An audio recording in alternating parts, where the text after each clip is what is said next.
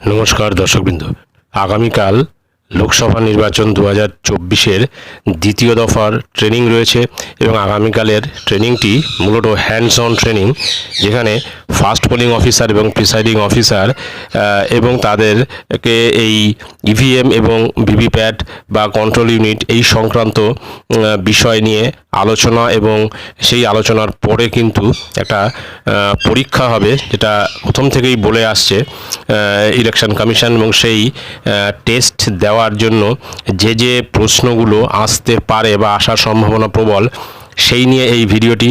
এবং এই প্রশ্নগুলি দেখে গেলে কিন্তু অনেকটাই কাজে আসবে। চলুন দেখে নেওয়া যাক কী কী প্রশ্ন আসতে পারে এবং তার উত্তর কী হবে।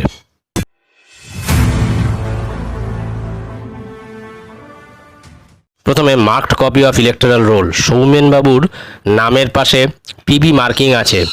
সৌমেনবাবু আপনার বুথ কেন্দ্রে সশরীরে ভোট দিতে উপস্থিত হলেন, আপনি কি করবেন? তো পিবি মানে এখানে বলে নেওয়া দরকার যে পিবি হচ্ছে পোস্টাল ব্যালট। তো এখানে চারটে অপশান রয়েছে। উত্তরটা হবে যে সৌমেনবাবুর নামের পাশে পিবি উল্লেখ আছে, তাই তিনি ভোট গ্রহণ কেন্দ্রে কোনোভাবেই ভোট দিতে পারবেন না। দ্বিতীয়ত, বিকাশবাবু গোপালপুর পিসির ভোটার, ওনার পোলিং ডিউটি গোপালপুর পিসির একটি বুথে পড়েছে, বিকাশবাবু কীভাবে ভোট দেবেন?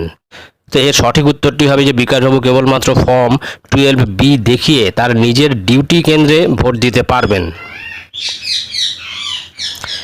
3 নম্বর হলো, বুথের মধ্যে কারা মোবাইল ফোন ব্যবহার করতে পারবে? সঠিক উত্তর হলো রিটার্নিং অফিসার, অবজারভার এবং পোলিং অফিসার ব্যবহার করতে পারে। 4 নম্বর হলো, ভোটিং কম্পার্টমেন্টের ভিতরে ভিভিপ্যাট রাখতে হবে। সঠিক উত্তর হলো বিইউর বাদিকে ভিভিপ্যাট রাখতে হবে, অর্থাৎ ব্যালট ইউনিট যেখানে রাখা হচ্ছে তার বাদিকে থাকবে ভিভিপ্যাট। 5 নম্বর হলো, বুথ কেন্দ্রের ভেতরে কারা প্রবেশ করতে পারবে? সঠিক উত্তর হলো কেবলমাত্র Z+ প্রাপ্ত ব্যক্তির একজন নিরাপত্তা রক্ষী সাধারণ পোশাকে বুথ কেন্দ্রের ভিতরে প্রবেশ করতে পারবে।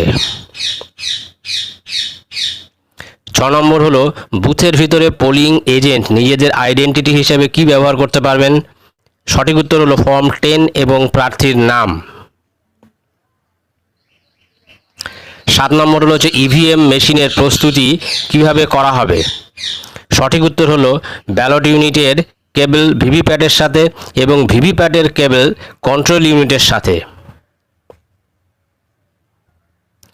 8 নম্বর হলো, গ্রিন পেপার সিল ব্যবহার হয় কিসের জন্য? সঠিক উত্তর হলো কন্ট্রোল ইউনিটের রেজাল্ট সেকশন সিল করার জন্য। 9 নম্বর হলো, মক পোল হয়ে যাওয়ার পর presiding officer VVPAT slip seal করবেন কিভাবে?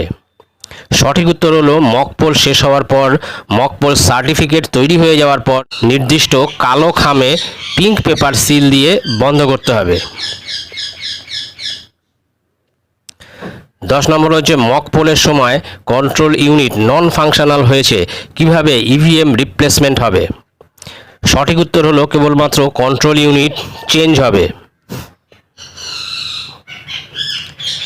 11 নম্বর হলো, কন্ট্রোল ইউনিটের পাওয়ার প্যাক পরিবর্তনের পদ্ধতি। সঠিক উত্তর হলো যে কোনো সময় পরিবর্তন করা যাবে এবং প্রিসাইডিং অফিসার্সের রিপোর্ট পার্ট 2 ফিল আপ করতে হবে।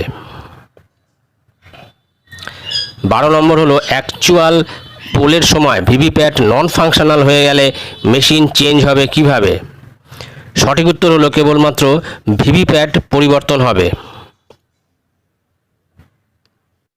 13 নম্বর হলো, ভোটারদের অমোচনীয় গালি কে লাগাবেন?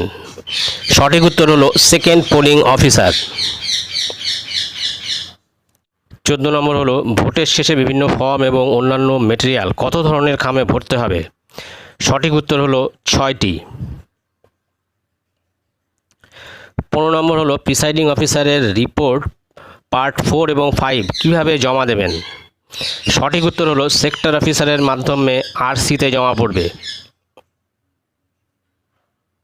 16 নম্বর হলো যে রিসিভিং সেন্টারে মেটেরিয়াল জমা দেওয়ার সময় প্রিসাইডিং অফিসার যে ফর্মটি প্রস্তুত করবেন, অর্থাৎ কোন ধরনের ফর্ম প্রস্তুত করবেন, সঠিক উত্তর হলো ফর্ম 21। তো এই প্রশ্নগুলি এখানে আলোচনা করা হলো উত্তর সহ। তো এই প্রশ্নগুলি কিন্তু একবার দেখে গেলে অত্যন্ত কাজে আসবে এবং তা সহজেই উত্তরগুলো করে উত্তরপত্র জমা দিতে পারবেন। ভিডিওটি ভালো লাগলে অবশ্যই সাবস্ক্রাইব করবেন চ্যানেলটি পরবর্তী আপডেট ভিডিও পাওয়ার জন্য। ধন্যবাদ।